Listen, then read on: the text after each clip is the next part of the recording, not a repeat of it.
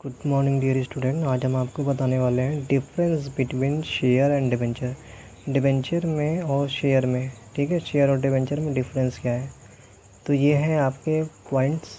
First है कि ये नेचर है, मतलब शेयर का नेचर क्या होता है, डिबेंचर का नेचर क्या होता है, ठीक है। तो फर्स्ट है share are consider as a part of owners fund. जैसे आपने पहले भी पढ़ा है कुछ चीज़ें, ठीक है, पहले ही बताया गया है कि जो शेयर्स होते हैं वो क्या होते हैं, कंपनी के एज ए ओनर फंड होते हैं, पार्ट्स होते हैं ओनर के, बट डिबेंचर नहीं होते हैं ऐसा, ठीक है। तो debenture are parts of borrowed fund. ये क्या होते हैं, ये जो होते हैं बारोड फंड होते हैं, ठीक है। जो बारोड फंड होते हैं आउटसाइड ऑफ द कंपनी होते हैं, ठीक है। तो इनका नेचर क्या है, ये ओनर फंड वाले हैं, ये क्या है, बारोड फंड वाले हैं। नेक्स्ट है known as status. Share holder are known as a owners of the company, ठीक है। ये कह रहे हैं कि ये ओनर ऑफ द कंपनी होते हैं। जैसे इससे ही रिलेटेड वाला ये टॉपिक है, कह रहे हैं कि share holder are known as owners of the company. ये क्या है, एज ए ओनर है कंपनी के। Debenture holder are known as creditor the company. ये क्या है, ये एज ए ओनर है, तो ये एज ए क्रेडिटर है कंपनी के, ठीक है। नेक्स्ट है voting right. Share holder get voting right. Share holder को होता है गेटिंग किस चीज़ का, वोटिंग राइट का, इनका अधिकार होता है। बट डिबेंचर होल्डर को वोटिंग का अधिकार नहीं होता है, ठीक है। नेक्स्ट है control. The control of the company lies in the hand of equity share holder.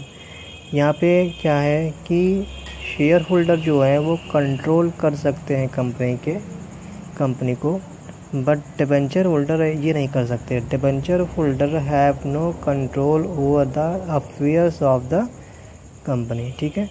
तो ये इनके अभी हमने आपको बताया 4 टाइप के डिफरेंस, ठीक है। नेक्स्ट हम और बताने वाले हैं राइट टू रिटर्न्स, ठीक है। मतलब कि रिटर्न, जो भी पैसा कंपनी में आपने लगाया है, शेयर होल्डर ने लगाया है या डिबेंचर होल्डर ने लगाया है, तो उनका रिटर्न का राइट क्या है।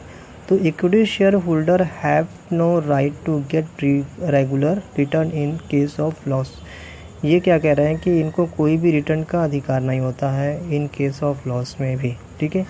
But debenture holder have legal right to get regular rate of interest even when company is not earning profit, ठीक है।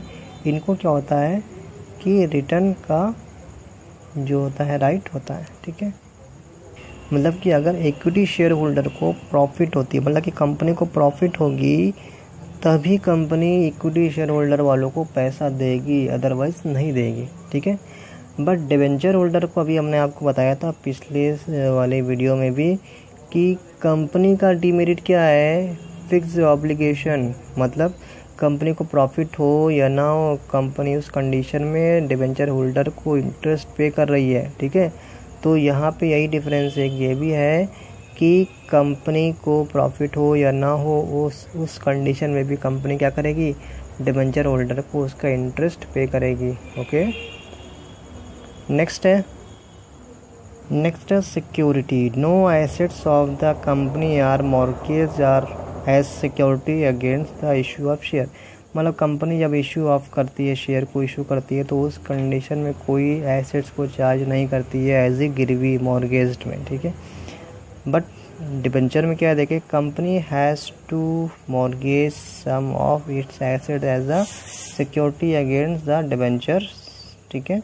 बट यहाँ पे ऐसा है कि अगर कंपनी डिबेंचर इशू करके पैसा पब्लिक से ले रही है, तो उस कंडीशन में ये क्या करती है, अपनी एसेट्स को भी गिरवी रखती है, ठीक है। नेक्स्ट है रिडेम्पशन।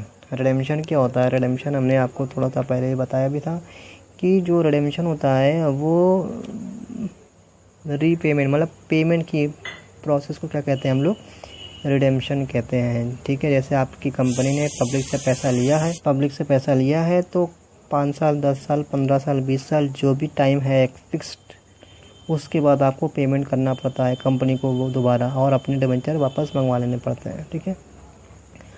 तो शेयर होल्डर में क्या है, except redeemable preference share, no other share are redeemable, they are paid back at the time of wind up only after settling the claim of all the client. ठीक है।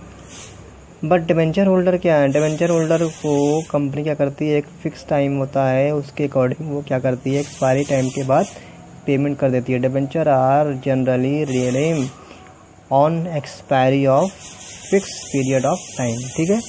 यहाँ पे ये क्या कह रहे हैं कि जो रिडेम्पशन डिबेंचर होते हैं उनका रिडेम्पशन कंपनी करती है, लेकिन इक्विटी शेयर का, लेकिन जो शेयर होता है उसका ऐसा कोई भी प्रोसेस नहीं है, ओनली वाइंड अप पे, जब कंपनी क्या होती है पूरी तरीके से दिवालिया हो जाती है और उसको अपनी कंपनी को बंद करना पड़ता है। ठीक है। तो ये आपका हो गया difference between share and debenture. ठीक है।